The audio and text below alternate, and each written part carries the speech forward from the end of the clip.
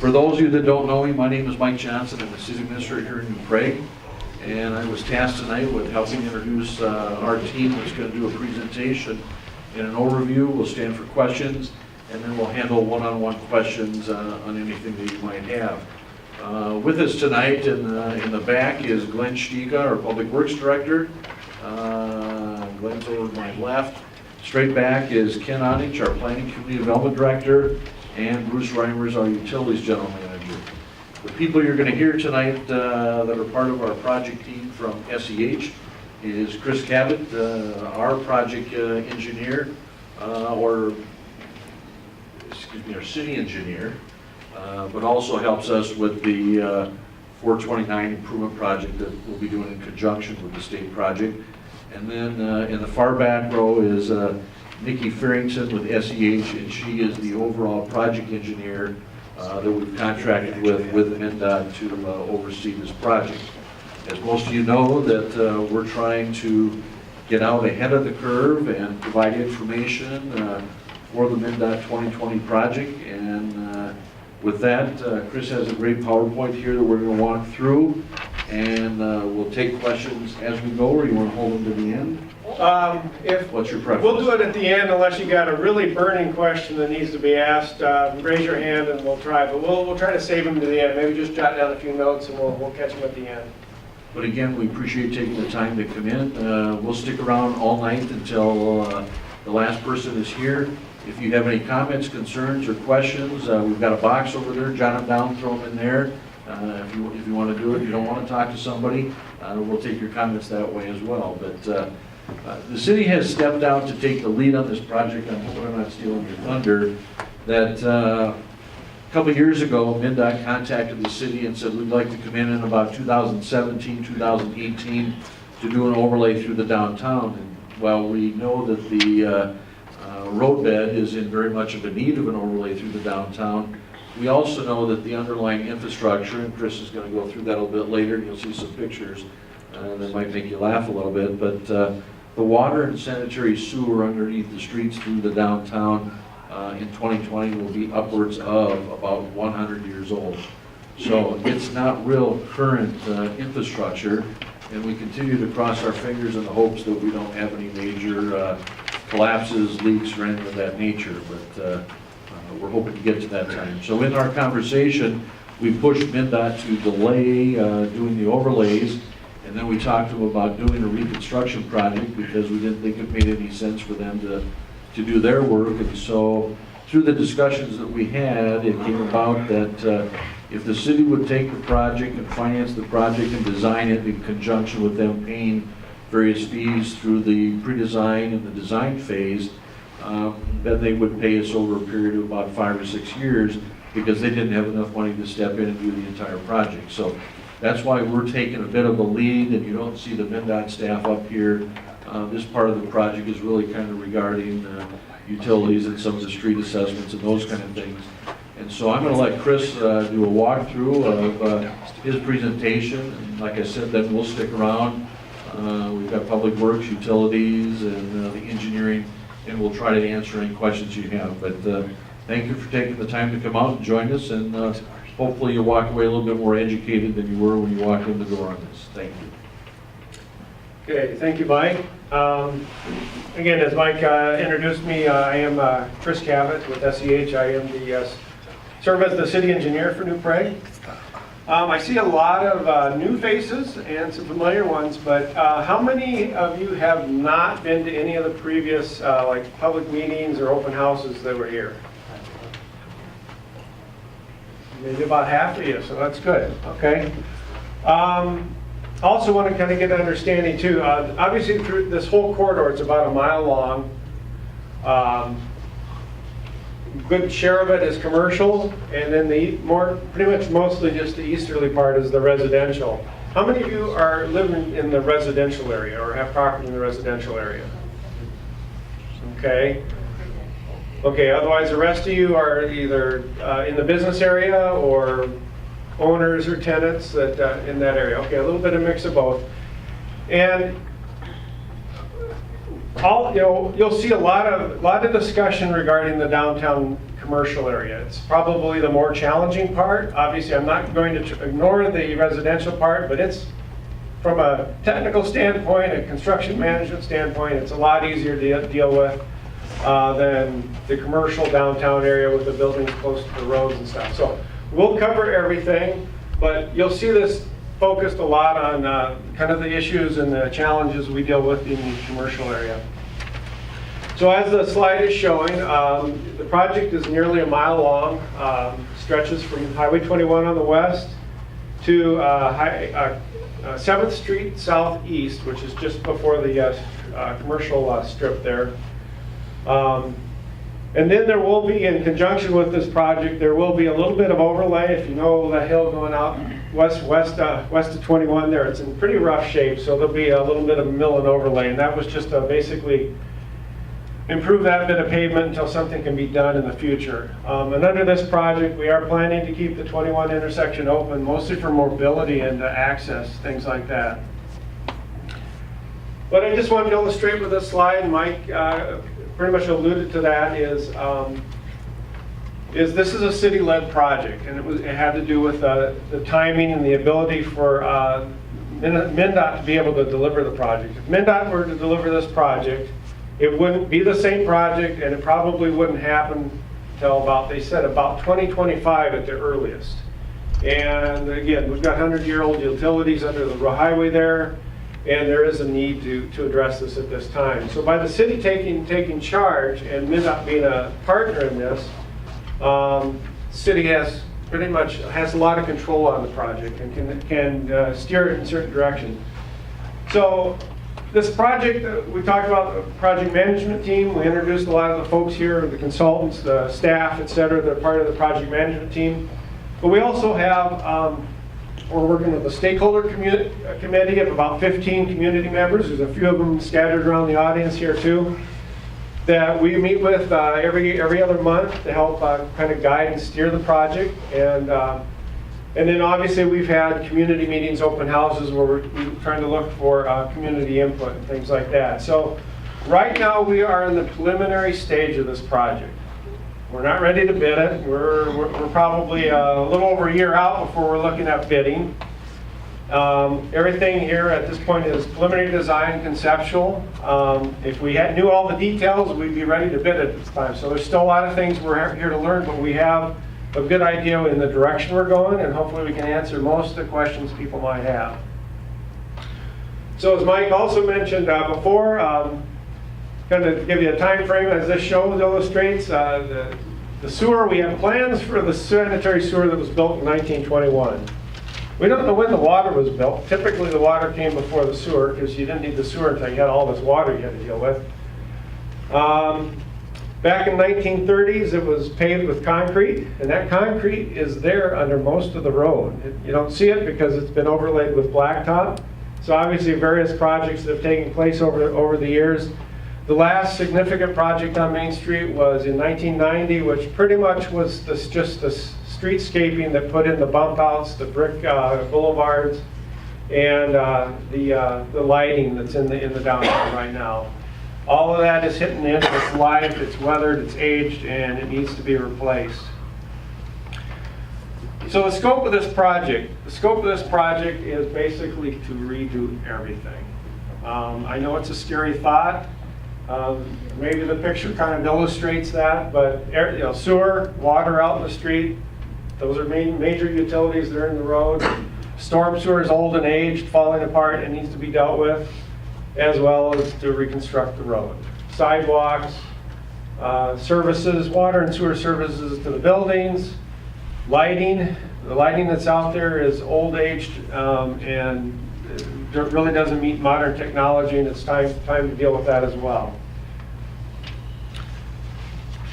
What I'm trying to illustrate maybe with these next two slides is, again, kind of the visioning process that we've gone through. The project management team, the stakeholder committee team, the community input, and just really what do people envision and visualize when it comes to the downtown, what kind of things are priorities, what makes, again, what makes New Prague special. And this was just a little little app that basically people fill in words, and you can see the bigger words means more people pick this kind of the same thing. Just talking about what's important, walkability, the history, historic, the downtown,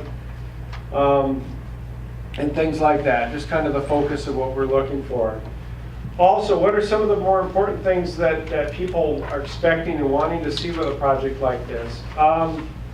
Parking is obviously very important to the businesses and the commercial part of downtown.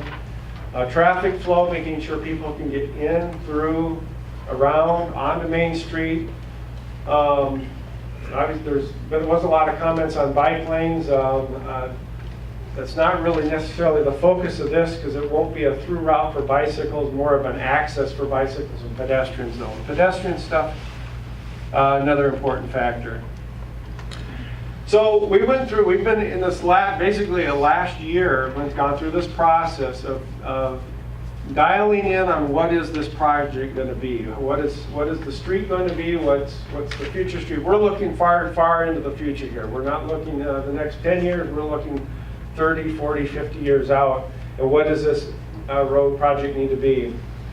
So probably the big thing that's a lot of debate that happened for quite a while was exactly what is the width of this road going to be when we're done? We looked at it, and there's a number of options that we're looking at, different scenarios when it came to parking scenarios. When it came right down to it, we were rather limited by the width of the right-of-way. It's basically a 66-foot right-of-way. It's about 70 feet building to building. So that's really was our limiting factor. And having to address pedestrian needs on the sidewalks, address parking. When it came down to it, we ended up with a scenario that wasn't too far off from what's there today. So to give you a frame of reference, currently it's curb to curb in the downtown area, it's 50 feet. In the residential area, it's 44. Does that sound right? Yeah. So residential area is 44. Keep that in mind here when we get down to the next slide. Currently in the downtown, it's about 50 feet. MnDOT is actually trying to promote narrower streets with good intent and good reasoning. It helps to calm traffic, slow down traffic. Doesn't necessarily make the person that's parking a car and trying to get out of it very comfortable, but for the person driving through, it tends to slow them down. So they were actually suggesting that we consider 40 feet through a bunch of back and forth and debating, talking about parking needs and snow storage and downtown, etc. The city suggested that we preferred 46. So 40 MnDOT, 46 the city, compared to the 50 that's there. This was the compromise, 44 feet, which is what is out in the residential area. What we've tried to explain to people is when there's funerals at the funeral home and there's cars parked on both sides, that's what it'll feel like in the downtown. It'll feel a little narrower, but again, good, functional, and should help calm traffic. Again, we've also looked at narrowing the lanes. So the lanes, if you happen to notice, the lanes got marked. A white line got put out on the streets last fall to mark the driving lanes at 11 feet. Before they were never marked. They were actually about 14 feet wide, nice and wide. Tends to make the traffic go faster. By putting that white line in, it made it feel a little narrower. And should have slowed traffic down. Again, just try to illustrate again what's out there today. As it's striped today, right now, there are 11-foot lanes. There's about 14 foot of space right now out there for the parking lanes. And I've got a good photo here that kind of illustrates that. What's proposed is about 11, 11, 11, so 44 feet. And I'll show you what that means here. I guess I kind of hit on these. Again, the concept, you can see we call it Concept 7, so it isn't like we didn't look at other options, but we ultimately ended up with, again, what's shown here. We talked about parking, similar to what's there today. Safety, narrower, should help reduce the speed of traffic. Pedestrians, the big thing is it's going to provide a wider sidewalk in front of the businesses. and make it a little more pedestrian friendly. Snow storage will be there'll be a little less pavement to plow, but it'll be maybe a little bit tighter than has been out there today with the parking that's out there today. Again, we're just trying to illustrate again, just when we talk about the pedestrian access zone, we talking about where we need really a minimum of 10 feet. We don't really even quite have that there today. This 2 to 3 feet, again, for lights, utilities, etc. About the 2 feet up near the building is typically, it's not even actually in the public right of way. It's the property lines are actually about for most of the area in the downtown, are about 2 feet off the face of the buildings. So when they talk about the American Disabilities Act, recommend a minimum of six feet for this pedestrian corridor. So we're going to have that and just a little bit more, so that'll help add to the pedestrian friendliness. So when I talked about parking, okay, this is out there as it is today. After it got striped last fall, these are 11-foot lanes, as you see in this photo. The way the truck and the car are parked was illustrating what it would look like with an 11-foot lane. So you can see the door open. Now the vehicle still, the small vehicle is just fine. He actually shifted over a little bit, but he's probably slowing down because of that. MnDOT wanted to go to even something a little narrower than we were showing here. You can see the door was actually a little bit further out, forces the traffic out and things like that. Again, we ended up with the one option in the middle, adequate space for, I guess typical standard conditions.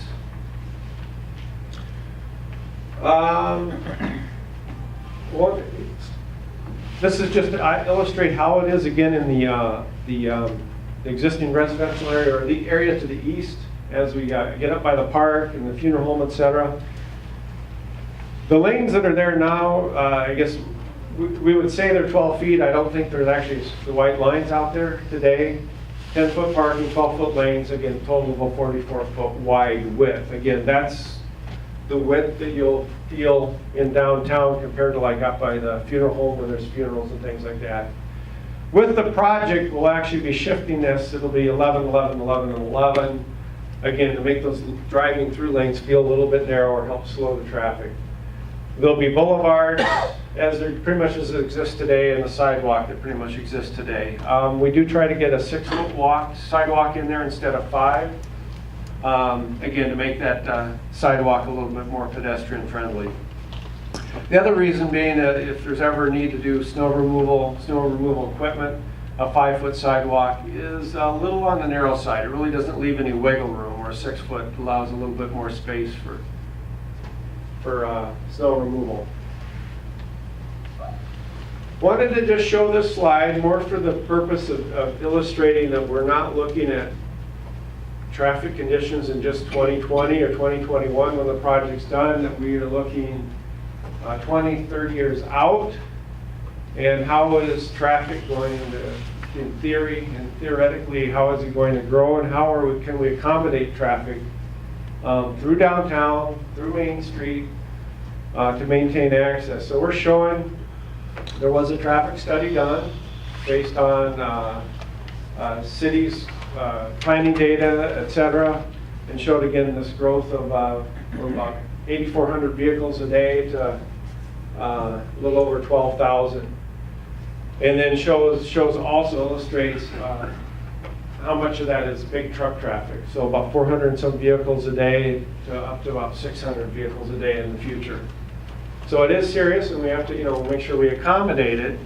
Well, we don't need to turn it into a freeway, but we need to make sure we're accommodating mobility, etc. So with that study, it's called an intersection control evaluation, ICE study. And the study was done to see how, number one, First Avenue Southeast, which is the LeSueur County road that goes to the south and up towards the hospital to the north, that has a current signal, as well as Columbus on the other side of the church, which is the county road that goes up to the north. As anybody that's ever tried to get off Columbus onto Main Street knows, it can be very difficult. So we knew that was an intersection that needed to be looked at for the long term, for the future. How are we going to deal with that? There were two options that were being looked at. To continue to signalize, continue signalizing First Avenue and consider signalizing Columbus, or look at signalizing Columbus, or considering a mini roundabout, which this is a photograph from St. James that completed a roundabout, 2 mini roundabouts in St. James last year.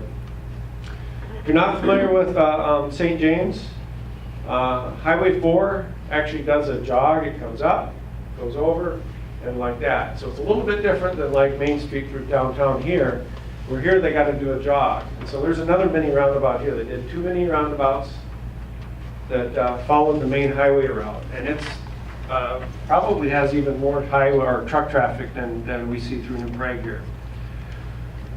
So again, the intersection control evaluation study looked at various options.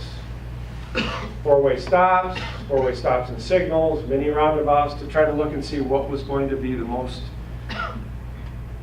best application from now and into the future, considering all options and dealing with maintenance of lights, maintenance of traffic, safety, etc. And out of that came the recommendation for the mini roundabouts. I do have a video. I'm not sure. I think everybody pretty much saw it as you came in. Is that right? I mean, we can play it later. I don't know if we need to necessarily jump to it right now. You can visit the project website that we can get into, or you can get into if you're curious about watching some of the videos even further.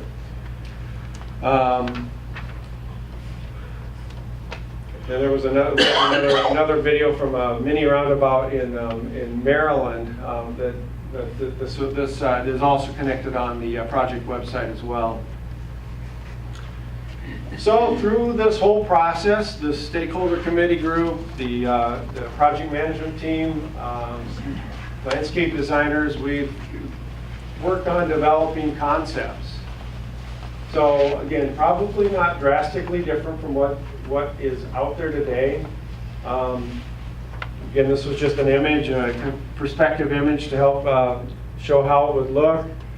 We are looking at modifying the lighting that's out there. The lighting that's out there right now is not real efficient from a lighting standpoint.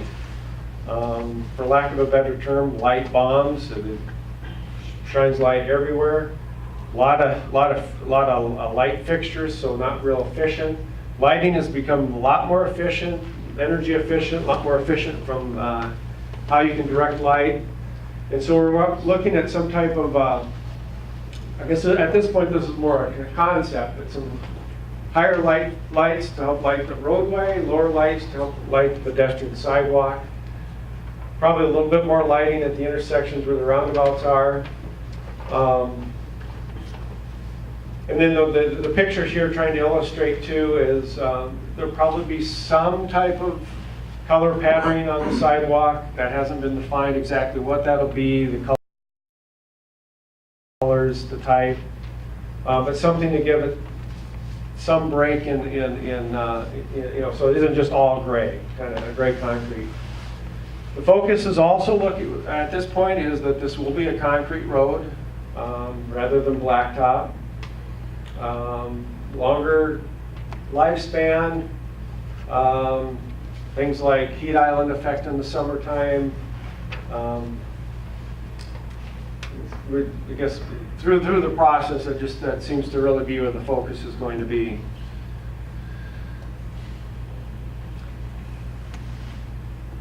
Kind of the same as that perspective. This is just a plan view. I guess I should point out, because it seems to be a very controversial item, is the bump outs. The bump outs that are out there continue to be proposed, perpetuated. And the main reason for those is, well, there's two reasons. Gives the perspective that the roadway is narrower, it helps slow traffic. It also helps more pedestrian friendly. It helps narrow the crossing for the pedestrian. Makes it so they don't have to cross so far. The other is by having that bump out too, that where there's cars parked, the pedestrian is a little bit further out where they're more visible. Where if they're back behind on a line more like here, they're not visible to the driver coming through. So it's really the reality in these types of projects in the downtown is the bump out situation. So that's being looked at basically most of the intersections where there are crossings, pedestrian crossings, etc. Streetscaping. This is still very early stages. This is with the stakeholder committee, we've kind of focused on the kind of priorities, but that's probably about it. So the actual designs, concepts, what type of lighting, what type of benches, what type of bicycle racks there'll be is still not yet known. So this will be going in the process here probably over the next 6 months to a year as really defining that process. I think something I could probably mention that some of the priorities that really came out of the group was to look at things to do some planting, some planters. Whether it'll be hanging baskets or planters on the ground, that's still not quite known. Banners, flags, I think seem to sound like some of the priorities. Benches, again, things to make downtown more pedestrian friendly and of interest to be downtown. I want to talk about sewer and water services, which will be less of an impact for those that are in the residential area, or any residential area or buildings that are set back from the right-of-way. Again, this is illustrating maybe your typical residential situation where the house, the street's here, sidewalk, this is the property line, there's still front yard, there's distance between the property line and the house. This situation is fairly easy to deal with. We deal with it all the time.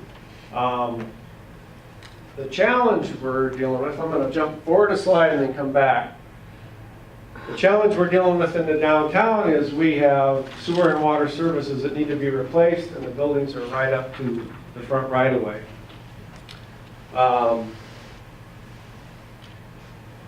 So with this project, obviously the roadway work will happen, the sewer and the water out in the road will be replaced, and the sewer services and the water services will be replaced up to the property line. So for those that have buildings that are set back, houses, residentials, that's pretty standard, pretty easy to do. We bring it up to about where the right-of-way property line is and replace them and reconnect them at that point. Shut off will be put out there outside the roadway, etc. I should mention too, this applies to everybody on the corridor. We will actually be looking at what we call a construction easement, right of entry, basically from everybody, because in other words, in order to do the work and have room to work and replace the services, maybe do the grading, make the grading work, we'll need to actually extend some of that construction activity a little ways past the property line. Typically kind of that 5 to 10 feet. I think we were looking at a blanket 10-foot, what we call construction easement. It's just a permission or a right to do that work. That also applies to the commercial areas. Now, it doesn't mean we're going to take out 10 feet of your building to do work, but it gives us the ability that if there's some grading that needs to happen into the entryway, or the big key is that we're going to have to get into those buildings to reconnect water, bring the water into the buildings. This is the challenge we're dealing with when it comes to the sewer and the water in the downtown area. We don't have all the answers yet. We think we know kind of how this is going to work. We've dealt with it on other projects, but every project, every building, every property is different. Every property has different needs. So I want to explain a little bit how, in the downtown, how we envision the sanitary sewer service replacement will work. And this is, the sanitary sewer is the easier of the two. So the main pipe in the road will be replaced. And when they do that, when they come by and they find the sewer service lateral that goes up to the building, they'll extend that out up to or just shy of the building, and they'll make that connection. They'll make that connection to whatever pipe comes out of the building. In most cases, those pipes are old. A lot of them are probably cast iron. Is that a fair statement, Glenn? That would be a pretty good assumption. Yeah, most of them are probably cast iron. Some might have been replaced in the building. Some of them may have been replaced up to the wall. We just don't know. All we can really do is connect it right to the pipe, about as close as we can get to the foundation. If some property owner needs to do something with that service, what we would recommend is hire a plumber that can come in and inspect the piping internally. The easiest application to deal with that is they do a cleaning. Let's say it's cast iron, what happens is it can get really scaly and rough on the inside, and it'll catch stuff. They tend to get clogged over time. And then it'll go right out into this new, nice, smooth PVC pipe. What can be done is actually they do what they call a lining. It's an inflatable liner or sock that goes on the inside, and it can extend from inside the building, wherever they start, and it can extend out to just past and overlap into the new pipe. And then therefore you can have literally new plastic pipe into new plastic pipe. And you're basically rehabilitated both inside and on the outside. Now, it's not something that you have to do. It just means that if you've been having issues or issues are happen in the future, there is a way to make sure that you've got good pipe going to good pipe. So you'll have good pipe outside the building. That's the easy one. Maybe I should ask, any questions on that? That's can maybe be a little bit confusing for a lot of folks. Okay. Did I hear something? Oh, that's all right. So the challenging one is the water service.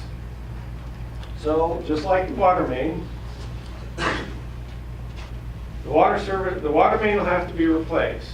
And while the water main's being replaced, they will have to assemble what they call a temporary water main, temporary water service. And likely what they'll do is they'll rip out the road, or they'll rip out the curb and probably that brick boulevard, and they'll lay this. If you've seen any of our projects in the past years, you'll see this blue PVC pipe that's maybe laid in the front yards, etc. Every contractor may have different ideas. In the residential areas, they'll typically they'll have that blue PVC pipe, and they'll run a line up and they'll bring it into your water spigot, and you'll get water service for the residential properties. My guess is almost every one of these downtown properties has no water spigot out front. Again, every contractor may have different ideas, but what I'm guessing they'll do is they'll remove the curb and the brick boulevard, they'll lay that blue PVC pipe, that temporary water service, and they'll dig down and they'll find your water service where it leaves the street, and they'll do a temporary connection to that line. And that's how you'll get water while they're working on the roads, while they're working on the utilities and digging up and removing this water main. So that'll take care of you temporarily. Then, after the water main gets pressurized and tested and we know it's ready to go into service, then they have to tap in water services. We have to get that water service into the building. We can't make a connection outside the building. We wouldn't be doing anybody any favors. We wouldn't be doing you, the property owner, we wouldn't be doing the city, because the water service will go to the boulevard, there'll be a shut-off valve out here in the boulevard, and then it'll go on. And if we made a connection to the old pipe that's coming out, there's a weak point, potential for leakage, breakage, and then somebody's got to dig up the sidewalk and right outside the building, and we're not doing anybody a favor. So we have to find a way to bring that water line into the building, and then it'll have to be reconnected into your plumbing. And there's things that you as property owners, building owners can do to accommodate that easier, or we'll also be looking at trying to bid that part out also separately with the contractor. Maybe they'll bring in a subcontractor plumber or somebody that'll take over at that point and can make connections. And again, these are costs that will go to the property owner. So whether it's under this project with a subcontractor, or the property owner does some things to, for example, could redo their plumbing and pop a lot pipe out, or pop an opening out that we can bring the pipe in. Again, these are the details that we don't have all the answers to. Again, every house or every building's different, every situation's different, and that's really the challenge that we're dealing with there. With that too, there are a number of buildings that, well, basically everybody right now is probably served by a 3/4 inch, maybe a 1 inch line. That's fine for the residential areas. That's probably fine for a lot of the commercial properties. But if it's any property that's going to be apartments, again, I'm not a building official, but you may have need to look at providing water service, so fire service, water service. So there'll be a number of buildings that are going to want to bring these in as 6-inch lines and not 1 inch. So there's a handful, the majority are probably going to be 1 inch lines. But if you have a need, or even speculate a need for having a building that's served with a fire service, you'll want to consider having a 6-inch water service put in under this project. That'll again cost more, but it's going to cost you a heck of a lot less now than it is going to be someday in the future. If you find you got that need, you can't do something with your building until that's accommodated.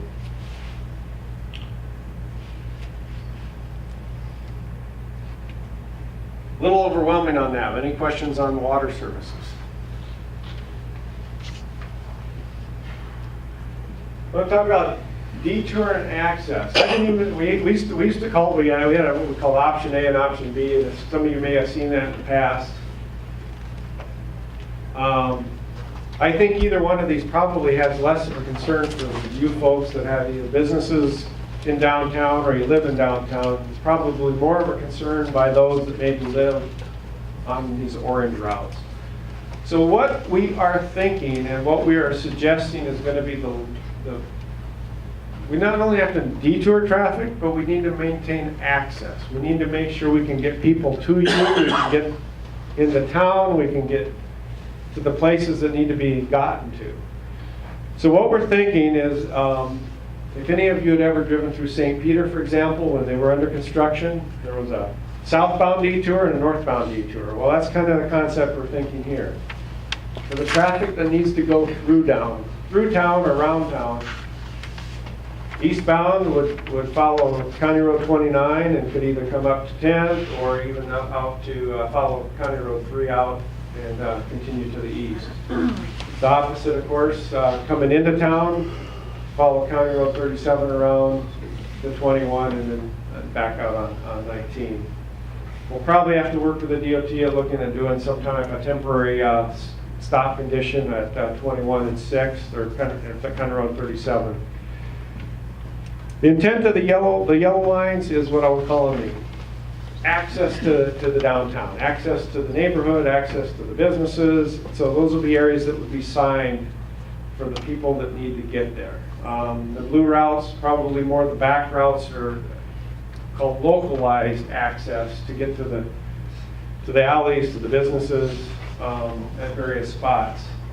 Obviously with the park, on the south side, we don't really have a good through route just south of Main Street, so that's not intended to be a detour. It's accessed again to the buildings and businesses. So again, this is still preliminary, but I think this is the concept that addresses the detour needs, but accessibility and how we can control mobility in the community. The other thing I do need to point out, we will have a condition on in the contract when we get to that point, that cross-traffic at First Avenue or Columbus, one or the other, will be open at all time. That we need a route north to south. You might have to go a few blocks out of your way, but we need to have one of those open. It might be gravel at times, but one of them will be open so that traffic can be directed to get across Main Street. We have kind of similar issues related to the mill and Second Avenue. We'll work with them on that, but kind of same deal there where we have to be able to maintain some type of north-south access down there as well.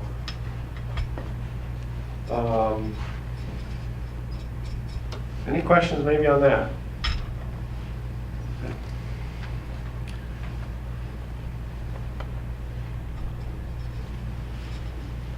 Maintaining access, I should say, maintaining pedestrian access or access to businesses and buildings. I pulled this off of, this was an image from St. James, and I just noticed this yesterday, so it was kind of nice to just show. Again, every project's different, every contractor's different, so you may see different types of fences or barriers and stuff, but there's that temporary water service water main that I was talking about. It's probably connected into each of these water services.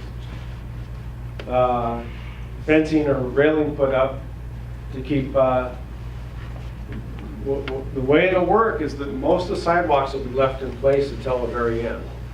So access will be from one side street or the other to those businesses, those buildings. Those that have the benefit of an access in the rear and can use those, take advantage of them, but this is the kind of concept that you'll see out there. And I think the next slide kind of illustrates the same thing. This is a photo from Red Wing when they did their downtown. Same thing, you know, the old curb, the old boulevard and stuff had been removed, but there was still a corridor through there. Photo from Nicollet Mall. Talk about a lot of pedestrian and vehicle traffic, but again, every contractor is different, but in this situation, they used a bridge, a little bridge to get across the sidewalk while it was curing and things like that. They'll pour sidewalks either on weekends or when businesses are closed, or they'll find accommodations like something like this to get those sidewalks poured. Okay, let's talk numbers. Probably the one thing that's probably got people most interested in things and being here tonight. $12 million. So we have the estimates are broke out. As you can see, others are listed here. Roadway improvements just under $6 million. Streetscaping, landscaping, lighting kind of goes with the roadway as well, but about $2.7 million. Stormwater improvements, $800,000. Sanitary sewer improvements, $900,000. Water system improvements, $1.2 million. Permanent and temporary easements, a little over $100,000. And then the other project-related costs, fiscal bonding, administrative costs, about $600,000. Total $12 million. How it's proposed to be paid for. MnDOT obviously has the biggest share on this. This is their trunk highway.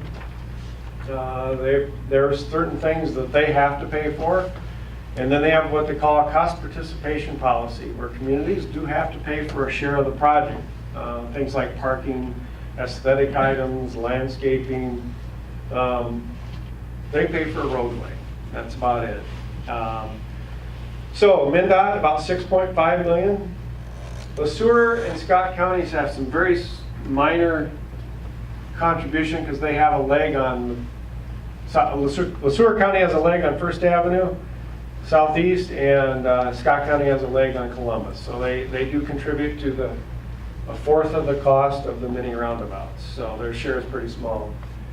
The city applied for and was granted a federal grant through, it goes through MnDOT, but basically it's federal money, and it's to help pay for the landscaping, the lighting, etc. Sanitary sewer fund is picking up just under $700,000. The water utility fund just under $900,000. Assessments are proposed at just under 1.5 million. And then the city general fund and all the state aid is some gas tax funding that the city can tap into. We're not sure if we'll be using it. Either way, it'll have an impact on we'll call it the city's general levy, city general fund. And then I'd like to present it in another way. Again, the assessments, which is the neighborhood contribution, property owner contribution of the project. Just under 1.5 million or 12% of the cost of the project. Citywide contribution, again, that's all those utility funds, the sewer, the water, the city levy, general levy, the state aid, just under 2.3 million or 19%. And outside contributions, MnDOT, the county, federal, at just under 8.4 million. Again, to come up with that total of 12 million. So I want to talk about assessments. I'm sure a lot of people are curious about that. They realize it's probably coming. Yes, it is. To make a project like this happen, there does need to be assessments. The assessments that are proposed on here is based on the city's assessment policy and how we've done projects in the past. No change, no major changes. In fact, other than we've made some tweaks or I've suggested a revision in the methodology that actually is probably more in your favor. The city, when it comes to street assessments for roadway improvements, the benefit from roadway improvements, the city has always assessed on what we call a unit basis. All the projects you've seen happen over the last, since about 2001, have been assessed at a unit basis based on residential units. So this picture is trying to illustrate, okay, this is a roadway improvement, here's a roadway improvement. These two side streets are not being improved. For the residential properties, there's assessment rate set that's 1 unit. One unit, doesn't matter if it's a bigger lot, a smaller lot, they pay 1 unit. Corner properties pay a half a unit when there's a project here, they pay a half a unit when there's a project here, therefore they pay 1 unit, the same as an interior lot. If it's a property that's on a street that only one's being done, but the next one is not, and we have a few like that as well, where we have some streets that are planned in probably 2021, 2022, 2023. They're not proposed during this project. This property would see a half a unit here, and then in the future they'd see a half a unit assessment in the future. Commercial properties were always dealt with about the same way, but they were treated more on about how many equivalent residential units were they. So like a large commercial property, 1, 2, 3 units. And we had ways to deal with them on the corner and stuff like that. Commercial property, commercial, institutional, multifamily properties are also assessed 30% higher than residential. So there's a factor of 1.3. The one thing that's different on this project than any other project we've dealt with, and we've had some commercial properties on roadway improvement projects, but we've got so many properties downtown that are small. And it was so hard to try to deal. We got some that are 25 feet, 30 feet. All the residential are based on an average typical 75-foot lot. Well, how are we going to deal with these small, some big, some small? So we have suggested, this will be in the feasibility study that goes to the city council, is to do a modified methodology from what we've done in the past to deal with commercial properties kind of in a more even and equitable method. And what we've done is basically convert this residential rate to a front footage rate. So take the rate that these are charged, divide by 75, and you get a front foot rate. And so that front foot rate would be applied to those commercial properties based on its frontage. It's a 25-foot lot, it's a 50-foot lot, they've assessed accordingly. And to deal with how we deal with corner properties, we actually apply a corner credit up to a half a unit. on that, half a unit being 37.5 feet, half the 75. Don't mean to try to confuse you with a bunch of numbers, but again, try to make it equitable, similar to the way we've dealt with the corner lots in the past. So we assess on a front footage basis for the commercial properties. So what does that mean? I'm showing numbers here, and I should quantify them. That typically when we set the rates, we're doing it about 6 months ahead of the project. We're doing it about 2 years ahead of time. So I want to say that the assessments on water and sewer services maybe still a rough estimate. Probably pretty good, but it's still rough. The cost of the sewer and water assessments is supposed to be assessed at 100% from the main in the road up to the property line and into the building. It's supposed to be assessed at 100%. That's, you own that service all the way from the main in the road up and into your property. And those costs are typically assessed at 100%. Street assessments are just set at a flat rate. We are proposing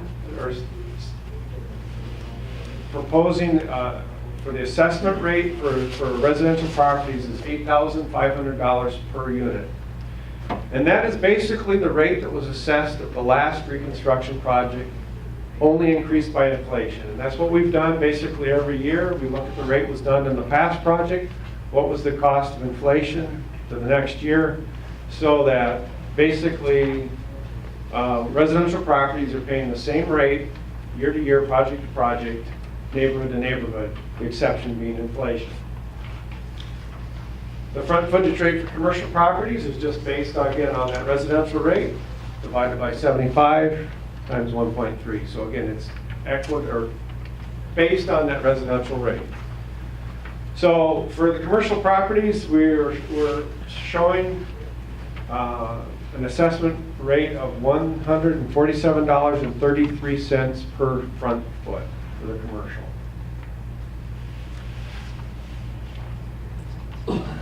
You can't all read the sewer and water services. Again, I've shown kind of a range here. So for the simple residential water services, where the house is set back from the right-of-way, and we just have to take it from the right-of-way and reconnect, we're estimating that assessment is about $2,000 to $2,300 per water service. For the buildings that are downtown that front right up against the right-of-way, and we need to bring that water service into the building, there's going to be additional cost. And that's the one that's still a little bit in flux, trying to estimate what is it going to cost to bring that water service into the building and make that connection. We're estimating that to be probably in the neighborhood of about $2,600 to $3,000 per unit. And again, some of that work could be done by yourself or the plumber that could accommodate some of that work inside the building ahead of time. Commercial water services, so a commercial building that needs to bring a 6-inch water service into the building, we're estimating that at about $5,900 to $6,600 per water service to bring a fire service into the building.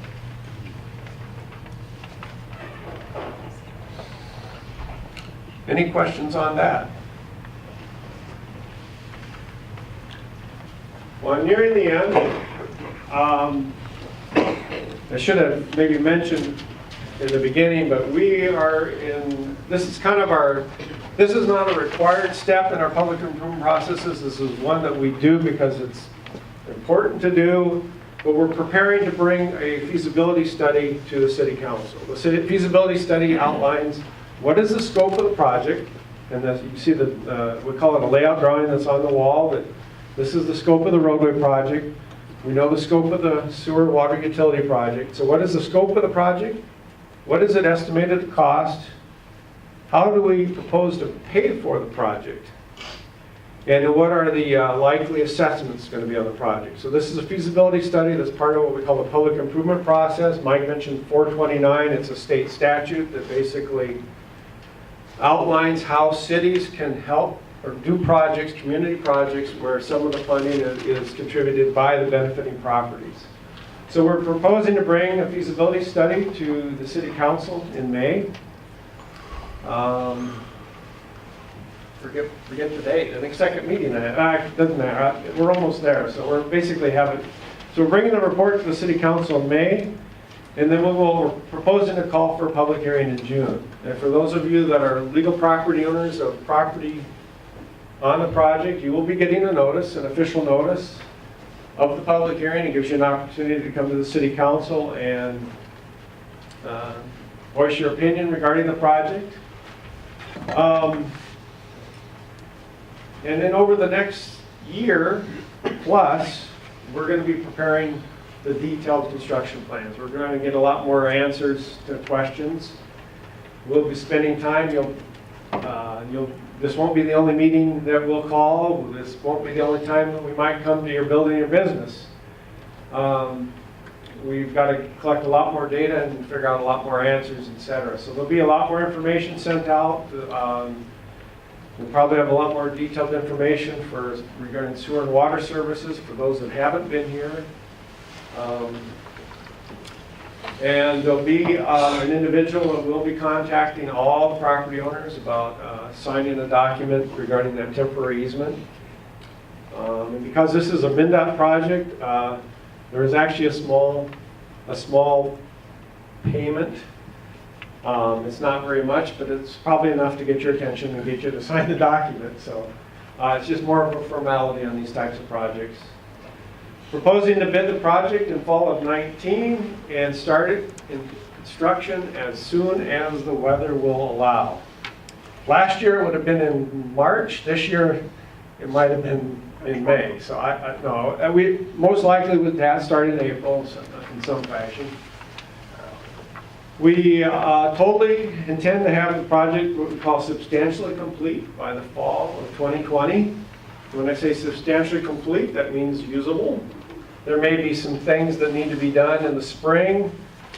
And our biggest goal that I'll probably be looking for a new job if it doesn't happen is to have the western part of the project open to pedestrian traffic for Dojinki weekend. It's reasonable, given if as long as there isn't major weather or other issues that might happen on a year like that. Yes. When you say western side, how far? Well, I guess really for the Dojinki weekend, we figure probably from First Avenue to the west. Not open to vehicle traffic, but open for access and pedestrians, etc. That's probably should be very reasonable. Again, pending no major problems that are unforeseen.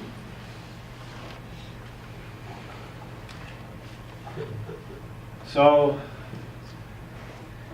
we're not going to sugarcoat it. Downtown projects can be challenges, and we just need to meet the challenges. Obviously, this is a once-in-a-lifetime project.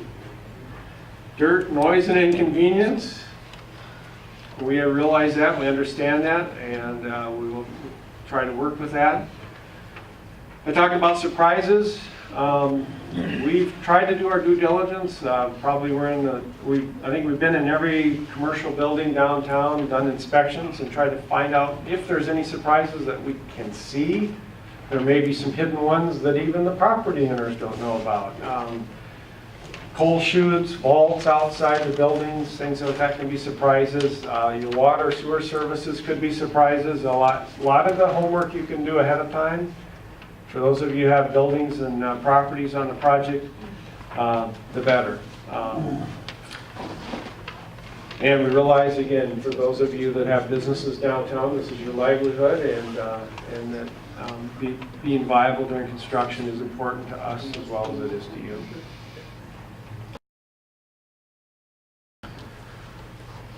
I'm done. Questions? You probably said this before, but how old are those pipes and things that are under the street right now? What year were they last done? Yeah, the question about how old are the pipes, again, the sewer is 100 years old. The water is likely older than that, because typically water came before sewer. And the sanitary sewer is various years, and it's failing too, so. Other questions?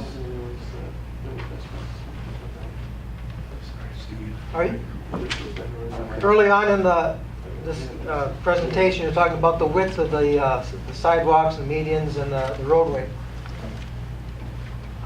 We have a lot of bike traffic, not just local, but bike tours and stuff coming through town. Is a bicyclist coming down Highway 19 going to feel welcome? They're going to feel endangered? What's the deal with that? And is a lot of this dictated by the highway department or what? Well, I was going to see if my community development director would better answer that than me, but the biggest, this did not go overlooked. There was a lot of discussion about trying to accommodate bicycles on this corridor, and it really is not conducive to it because the argument was the streets off Main Street was probably more conducive to bicycles, and that we just need to get access for bicycles to Main Street, but not through Main Street. And there may be different opinions on that. I don't know, Ken, if you... I think you spelled it out pretty correctly. Yeah, that there just wasn't room to accommodate bike lanes and parking and through lanes. And so the priority was really bikes should be using the streets on either side of Main Street. Oh, I'm sorry.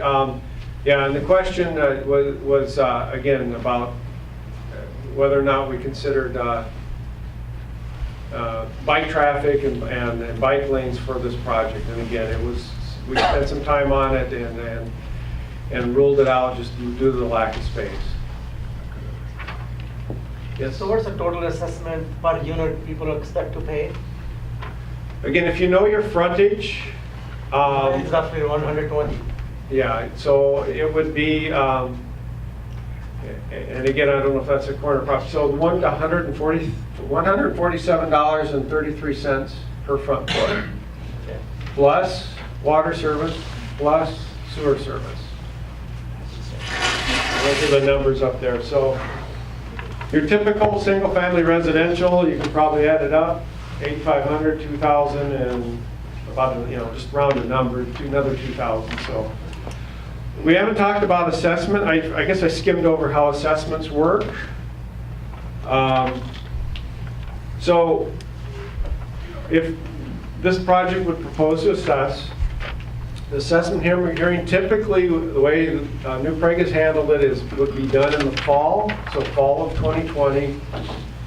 And the property owner has an option to pay it up front, pay a portion of it, or just let it roll over onto the property taxes.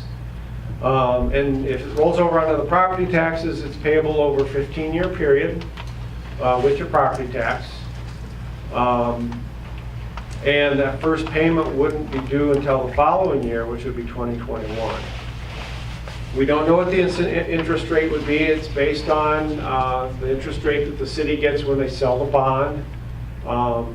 And again, all that information will be provided. There'll be a whole another notification, an assessment notice, and an assessment hearing in the fall of 2020 at that time. And we most likely will have additional information as we get closer, especially if these numbers get dialed in a little closer and stuff, especially the services, the water, sewer and water services. Who determines an approach from a parking lot onto the highway if it's closed? MnDOT, for the sweet and simple answer. They do want to look at minimizing conflict points, and so there are some areas that are being looked at to eliminate accesses if there's adequate access on a side street or even an alley potentially. Not all properties have a driveway on this project. If it did, we'd have a nightmare out there. Some of the accesses that are being considered, again, our team with MnDOT will be meeting with those property owners to look at access. What access, again, is doing is improving safety and increasing some of the parking on Main Street, because now a parking space has been accommodated, et cetera. And again, that was a high priority. So you and the state will be meeting with the property owner? individually on that? If a access is proposed to be closed, you will be contacted, and you have a property that has an existing access, you will be contacted by our team probably initially, and or a meeting with a MnDOT official. So again, the question was about access. So, other questions? Yes, sir. Yeah, a corner lot residential has a half a unit, okay? How about corner lot for a business? Can you clarify that? Yeah, again, the question was corner lots for commercial compared to a corner lot residential. Very similar. There is the methodology that we proposed. It gets, I get into it too much, it gets a little more confusing than anything, but if you picture this as a 75-foot lot, and we're comparing this commercial to this, but we're doing it on the front footage, we're assessing the front footage less half of 75, which is 37.5 feet. So there's up to a 37.5 foot credit on corner commercial property. That's half price, or is that? Half, yeah, so half a lot is being removed on the frontage, up to. When I say that is we have some really small properties. The way we dealt with the corner properties that are relatively small, because they wouldn't get credited they'd still pay at least a half a unit. So if it's a 40-foot lot, they'd only get a 2.5 foot credit. So they'd still get a half of an assessment on that property. But you had indicated a 30% increase in the assessment also. Well, yeah, the rates, yeah, so, and this is based on the city's policy since early 2000s, that commercial properties, not commercial, institutional, business, multifamily, are assessed 30% more than residential because they contribute more traffic, volume, et cetera, more demand on the road. So that's been the policy. It's pretty typical for most communities in Minnesota. So yeah, again, to come up with the front foot rate that we did, we took the unit assessment rate, we divided by 75, your typical residential property, and then we multiplied by 1.3.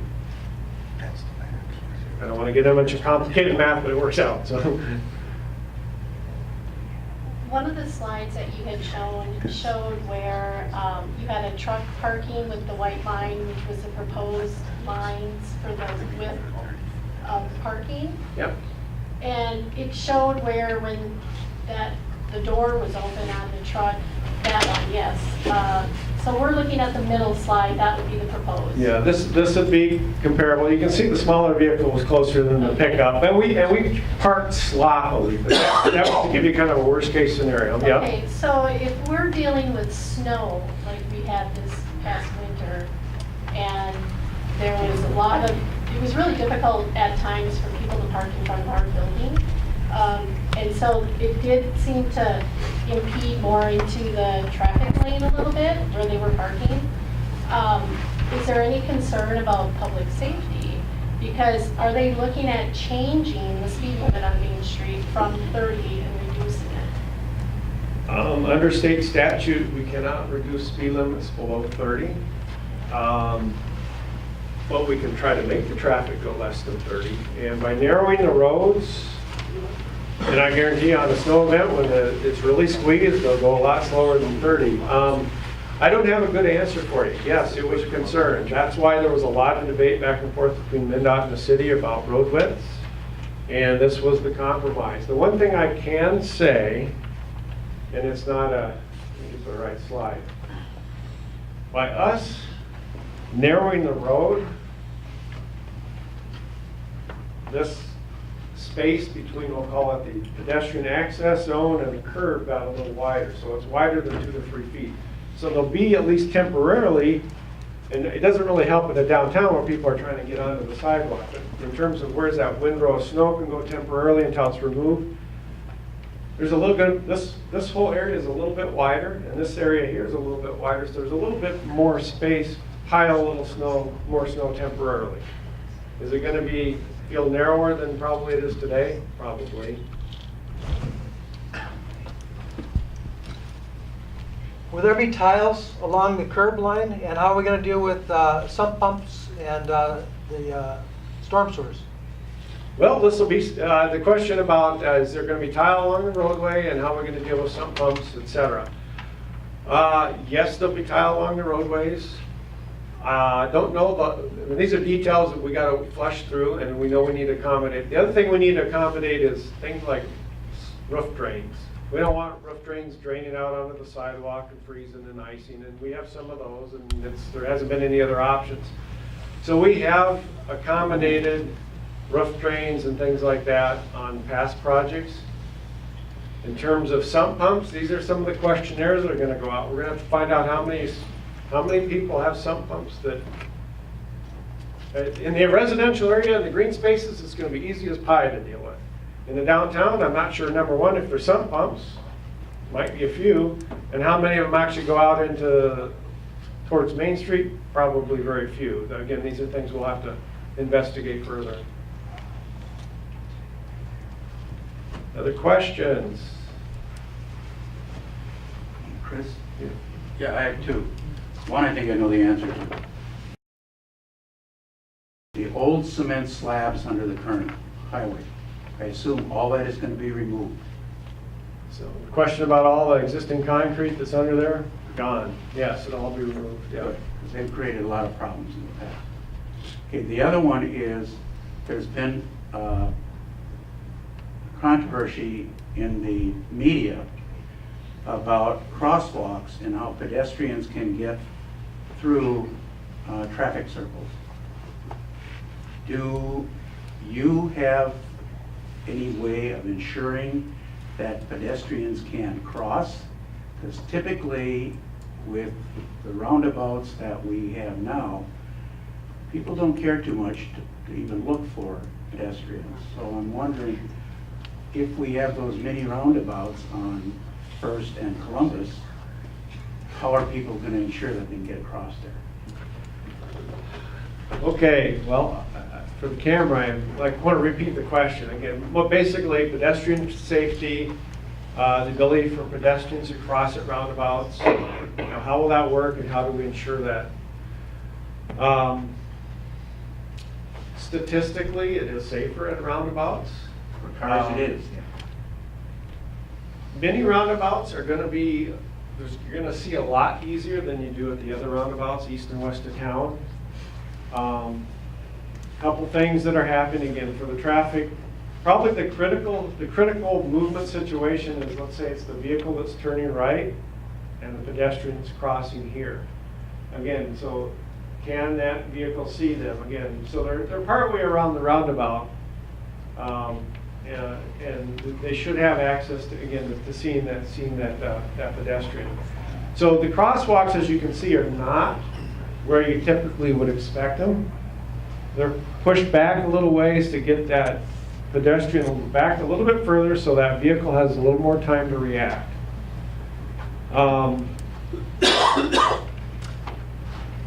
Nikki, any more I can say? I think you said the first thing you said was safety feature. So when we look at pedestrian crashes at signalized intersections, they're not exactly a safety feature at those either. So when you talk about signal being safer, it's not necessarily the case. Partly the reason is because everyone has to slow down for the roundabout, right? So everyone is moving at a slower speed versus a traffic signal where you've got people that are able to go quite quickly through that intersection. So the reaction time for pedestrians being in those crosswalks is much better because you're going slower. You're not looking for other traffic, you're only looking one direction for traffic. So again, the statistics are showing us that the roundabouts are safer for pedestrians. And again, it's not a guaranteed crossing, you still have to watch and look and make that eye contact with those drivers. But again, it's everyone's going slower, which is a good thing for pedestrians. I think the other thing to stress too with the roundabouts is you got the island. So when you're crossing, you do have kind of a spot to stop and again, look for more traffic. Instead of being stuck in the middle of the road and go, oh my God, I didn't see that car. So there is the plus there. Yeah, enough. Yeah, it gives it time for that pedestrian, make sure he's got eye contact with the next car coming before they continue on over. Again, they're not big islands, but there's a little bit of space there, and again, enough there for a little bit of refuge. I think the thing to stress too, and we try to stress it to the general public all the time, is the white line doesn't buy you any safety. The traffic, the person driving down the road is supposed to stop, that's the law. If that person doesn't stop, the fact that you're standing on a white square is gonna make no difference. So as a pedestrian crossing a road, I tell people all the time, forget there's even a white line there. Treat it as if you gotta protect yourself. I'd love to say because of the law, you have nothing to worry about. That's just unrealistic. Other questions? Okay, well, I want to thank everybody for coming. We're going to stick around as long as anybody wants to, almost. We can help answer questions, other details about your property, etc. So I encourage you, again, you can check, if you just Google New Prague Main Street, first thing that comes up is our project website. There's a link to that roundabout video, which I'll go ahead and let that play in case anybody didn't see that. And there's a lot of these exhibits and drawings that we showed are also available on that website as well. So again, thank you.